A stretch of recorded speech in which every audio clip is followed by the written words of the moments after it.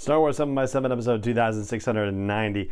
It's a Spinner Sunday, and we're going to talk about the last story in the Rise of the Empire bind-up. This is The Levers of Power by Jason Fry, and it features Admiral Rae Sloane at the Battle of Endor. Punch it!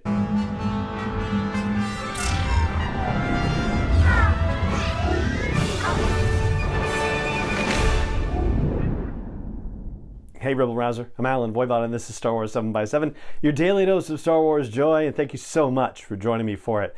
So The Levers of Power is the final story in that bind up the Rise of the Empire, which we've been talking about over the last couple of Sundays. First we talked about Mercy Mission by Melissa Scott, and then we talked about it was Bottleneck, That's It by John Jackson Miller, and now we've got The Levers of Power by Jason Fry. And in between those three stories were A New Dawn by John Jackson Miller. That was the very first novel in the new rebooted canon, which featured Hera and Kanan in their meeting before the events of Star Wars Rebels, so getting the two of them together, which of course is very exciting. And the Tarkin novel by James Luceno, which details Tarkin and Vader kind of getting to work together really in depth.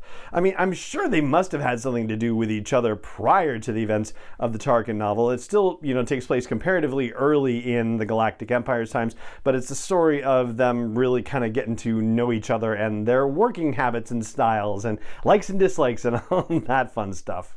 And the first two short stories, Mercy Mission and Bottleneck, both take place kind of close to each other in the sense that they are also prequels to A New Dawn. Both of them take place before the events of that novel. However, The Levers of Power jumps ahead by nearly 20 years, probably close to 15, 17 years. And whereas the other two short stories we've already talked about, Mercy Mission and Bottleneck, take place comparatively close to each other and also before the events of A New Dawn, so they serve as prequels to that story, if you will, The Levers of Power actually jumps ahead some 17-ish years into the future and takes place, as I said at the top, at the Battle of Endor. And whatever she does from that point on, she apparently does very well, because not only has she climbed back up the ranks, but she's even exceeded where she was. She's no longer a vice admiral. She is a full-on admiral now, and apparently the second highest ranking admiral behind Admiral Piet. I also mentioned at the top that it features Admiral Rae Sloane. Admiral is a new title for her as we encounter her in this story. In previous stories, she was a captain. That's what she was promoted to in Bottleneck by John Jackson Miller that we talked about just this time last week.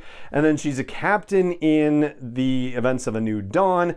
Apparently she's eventually promoted to Vice Admiral, and that's what rank she has in the Kanan comic book maxi series that came out a few years ago, where she has another shot at capturing Kanan Jarrus and doesn't get it right. And so as a result, she's busted down from Vice Admiral to Commodore, and she appears in the story mode of Star Wars Squadrons, and at that time she is a Commodore right after the events of A New Hope, when the Death Star has obliterated Alderaan. And I feel like we're not done with Rae Sloane in Star Wars storytelling just yet. I mean, I know that these stories were published in 2015, and the Kanan Maxi series also came out, around that time, I think, many years ago. And of course, the Aftermath novels were 2015, 16, 17, but then Star Wars Squadrons came out just last year, and she's in it. And as far as we know, she survived the events of the Aftermath trilogy. She went off to the unknown region, so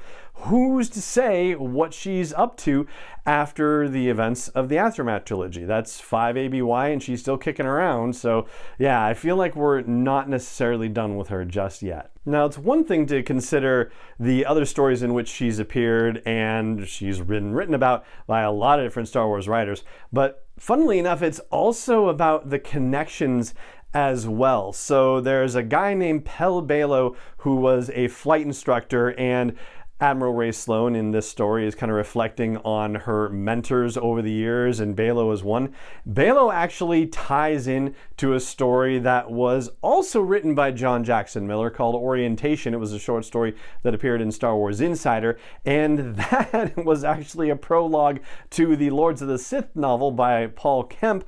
In that story, Baylo basically said, I really hate the Empire. I can't believe that it's transformed into this from the Republic, and I'm done just hating it," and tries to do something about it. And he actually tries to take a ship into the Sun of Christophsis to kill Palpatine and Vader, but alas, that doesn't work out. Palpatine and Vader keep the assassination attempt secret, though, which is reflected in Sloane's musings in this story, because she doesn't think to herself, "Yeah, and then he tried to kill the Emperor. Crazy, right?" Like, no, that's not any part of her reflections. She's just thinking about how best to convey confidence on a starship, especially when there's a battle going on, because fear spreads like a contagion throughout the bridge crew. At least that's her experience and her training. And so she's learning how to be able to communicate her confidence and her calm clearly in a situation that then becomes very much a case where it's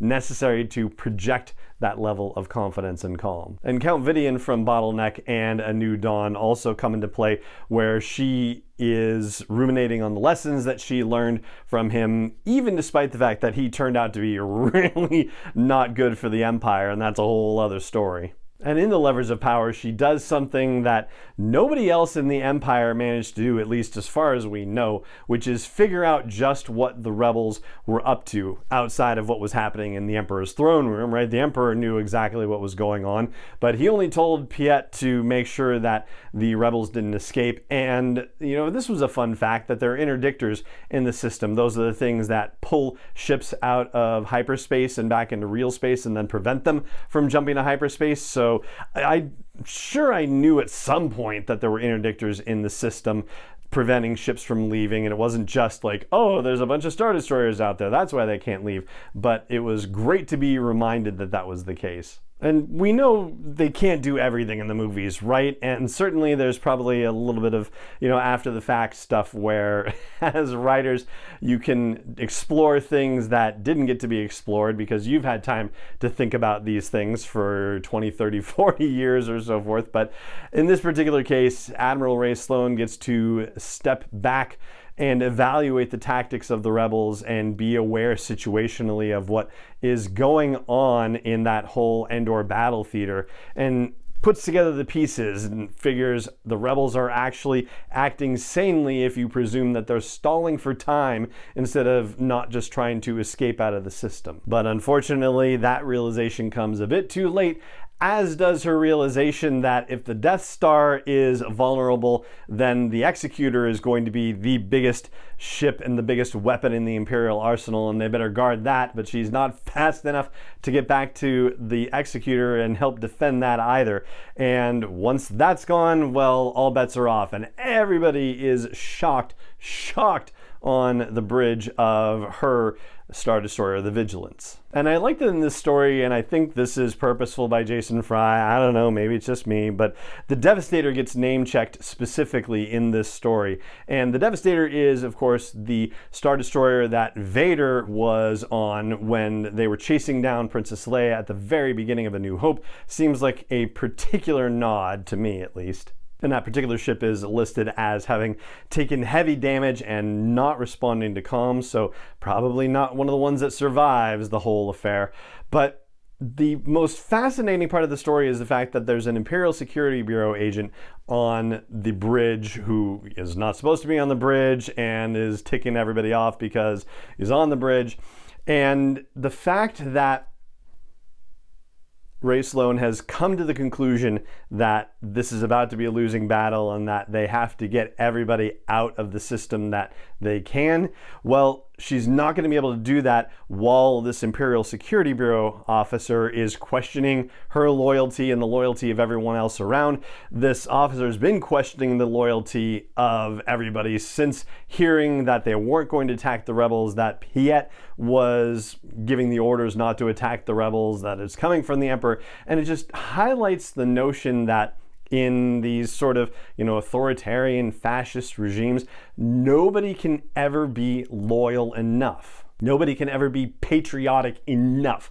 Nobody can be absolutely, completely dedicated to the Emperor without being questioned as to whether their loyalty and their devotion is enough. Like, there's always doubt being cast, and it always leads to this infighting and violence and backstabbing and distrust, and everything just falls apart around it.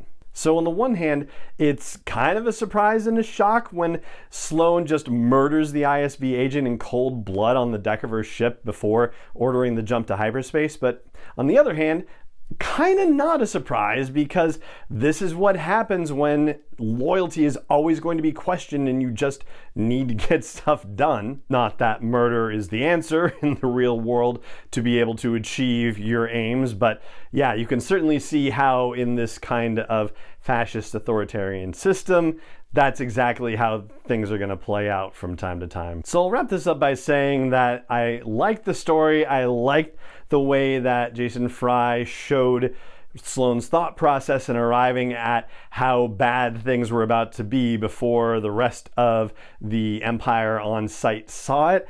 And I also feel like this story, I wanted to see it somewhere else, in the sense that because in the timeline it's so far removed from the two novels and the other two short stories in there. Yes, I know characters overlap and whatnot, and that's fine, but it felt like it belonged somewhere else to me, and I feel like I wish I had had a different short story put in there that might have tied in a little closer in the timeline considering the other stories. But I'm glad it was a story that was told, and I don't know, like maybe as part of a bind up with the Aftermath novels, maybe that might have been fun. But be that as it may, cool story and well worth the read. And that right there is going to do it for this episode of the podcast. It just remains for me to say thank you so much for joining me for it, as always, and may the Force be with you wherever in the world you may be. 7x7 is not endorsed or sponsored yet by Lucasfilm Limited, Disney, or 20th Century Fox, and is intended for entertainment and information purposes only. Star Wars, the Star Wars logo, all names and pictures of Star Wars characters, vehicles, and any other Star Wars-related items are registered trademarks and/or copyrights of Lucasfilm Limited, or their respective trademark and copyright holders. May the Force be with them. All original content is copyright 2021 by Star Wars 7x7. We hope you love it.